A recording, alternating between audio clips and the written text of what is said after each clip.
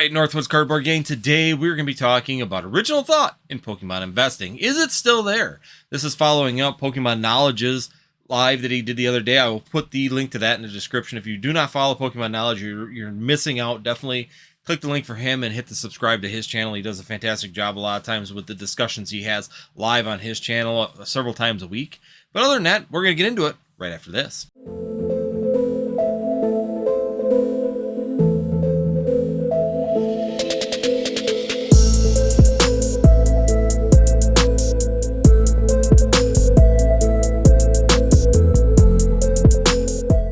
Alright guys, as always, I'm Andy with Northwoods TCG, and today we're going to be talking, just as I said in the beginning, about original thought in Pokemon investing. Is it still there? Is there a such thing as original thought in Pokemon investing? And this is kind of a follow-up to Pokemon Knowledge's live that he had the other day, because I had it on the side, and even though I'm not in the chat, sometimes I either A, turn them on when I'm driving the next day, or B, I had, like the other night, I had it on the side listening to it while I was working on other things, doing billing and doing some other things for my business.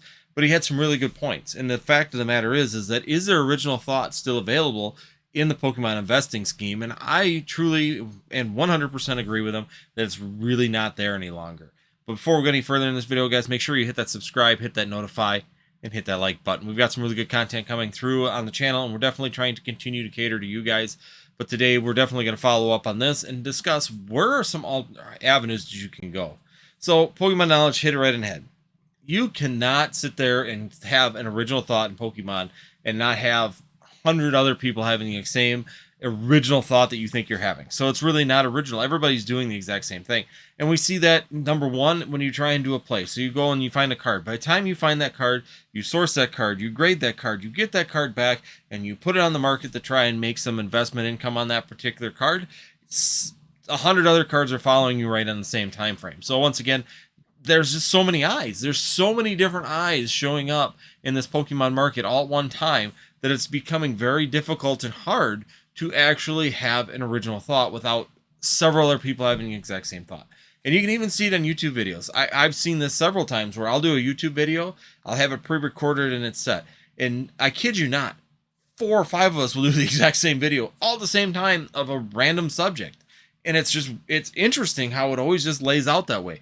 I'll do one, I'll have a video all loaded up, and then, you know, PokeVault will do the same video or a similar video, and Nostalgianomics will do a similar video over here. And, oh, Eli at Pokemart USA is doing a similar content video. And it's just interesting that even when you think you're having original thoughts, even in the investing side for video and content, you're still having the exact same problem. People are having the exact same thought, and they're seeing the exact same things that you're seeing all at the same time. There are so many eyes on this market, even though the actual investing group, I believe, is very small. I don't think that there's actually a ton of us doing this. I think there's a lot. Don't get me wrong. There's nowhere near the amount of collectors.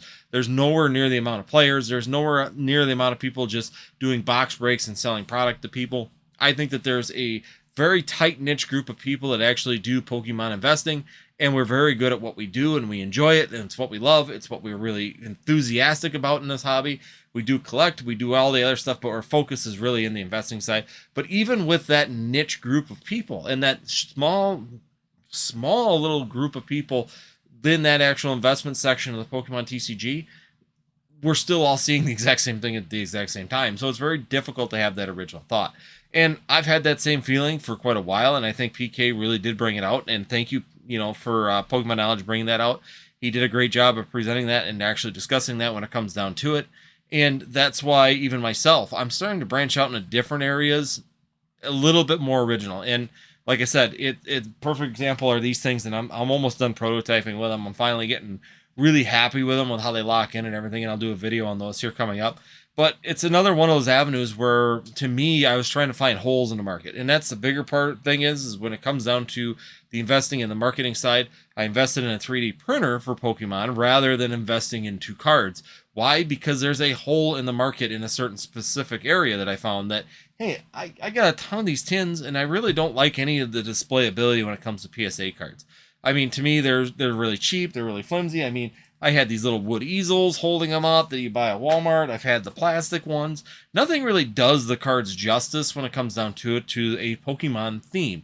And that's where my investment went to building collection pieces. So once again, your investment can change. It's still associated with Pokemon and it still encompasses Pokemon. But once again, that's one of those original thoughts that you can have to really try and get into a market and change the aspect of where your investments are going and still be involved in Pokemon. And I'm never going to stop being involved in Pokemon, but I definitely see the point that, it's really difficult. It's not like back in 2019 where you could have an original thought in Pokemon investing and you could come up with I think that this specific, I'm just going to grab this specific coin is going to just be huge. So this Dragonite coin is beautiful. It's a Dragonite. It's really sought after. It's only in this specific exclusive box. So I'm going to get this graded as a play and see how well it holds out. And this may be, 10, 15 years down the road, this coin will be worth some money. And you used to be able to do those kind of things and be able to pull it. Same thing. Okay, I like this Charizard coin, this jumbo Charizard coin. This is a awesome coin. Charizard collectors are going to want this. This is going to be something that's going to be valuable. And you'd be the first guy to grade it, and you'd be the first one to put it on eBay. And yeah, it may sit for a very long time with no interest whatsoever. But over time, people start viewing it. And as people start to view it, then you'd see people starting to put in requests or place in different bids and stuff on it. And then pretty soon you'd see all these things kind of moving at it. And then eventually it would start building its own little encompassing. And then if you had quite a few of these Charizard coins, then you can continually start to build a market around that specific item and start building an investment item yourself. You could build from scratch an investment item and actually start to work at it and get a market and get people interested in it and continue to grow that. And so far in the last, I'd say 3 years, it just hasn't happened. It's really difficult to go and find a original thought. You have an original thought on something and you're the only person going that direction. It's so original that nobody else saw it. And you're seeing where to go and how you can actually capitalize on that particular part of it. It's just not happening anymore, guys. And it's true. I mean, it's 100% true that the original thoughts are gone.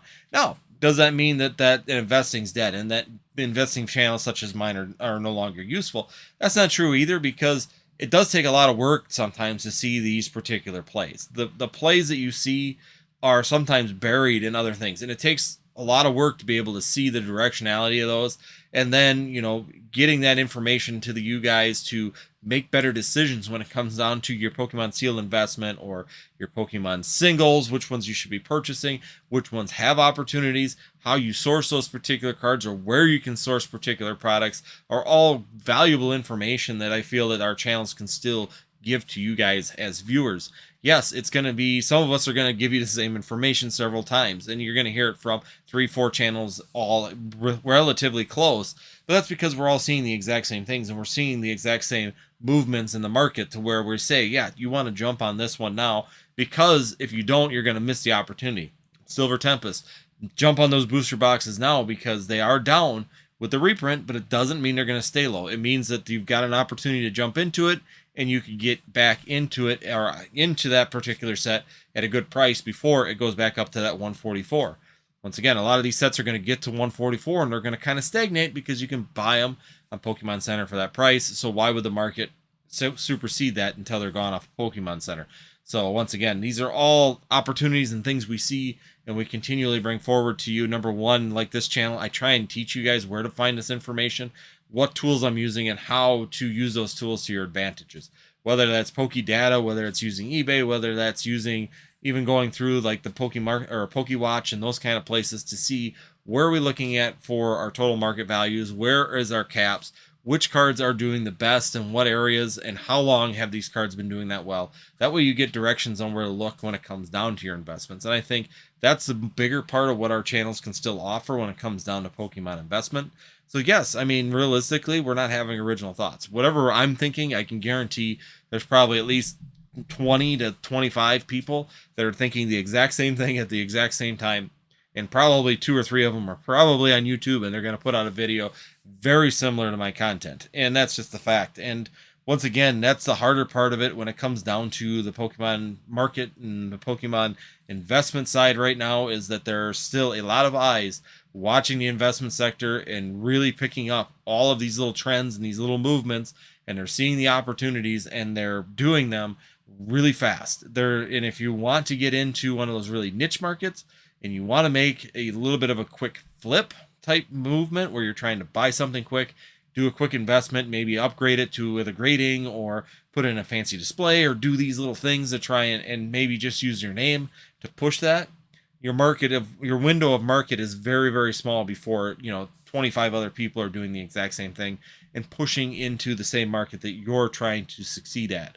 So once again, that's where we say this market's getting to be less of a short-term flipping market because there's no original thought. There's really difficult to jump into something with no competition and be able to be successful, while the long-term game is where you got to be playing, because now you're waiting for collectors, you're waiting for people that like the rip packs, you're waiting for Charizard hunters, you're waiting for these people to run out of product that you've bought at a really good price, and as that price increases, because it's still fun to chase, Moonbreon is Evolving Skies going to go up in price? Well, if the people continue to enjoy pulling those alternate arts, such as Moonbreon, Rayquaza, you got Leafeon, Glaceon, all them cards inside of there, that Dragonite, and they continue to like the Byleth, it's going to continue to go up in price and blossom into a higher value.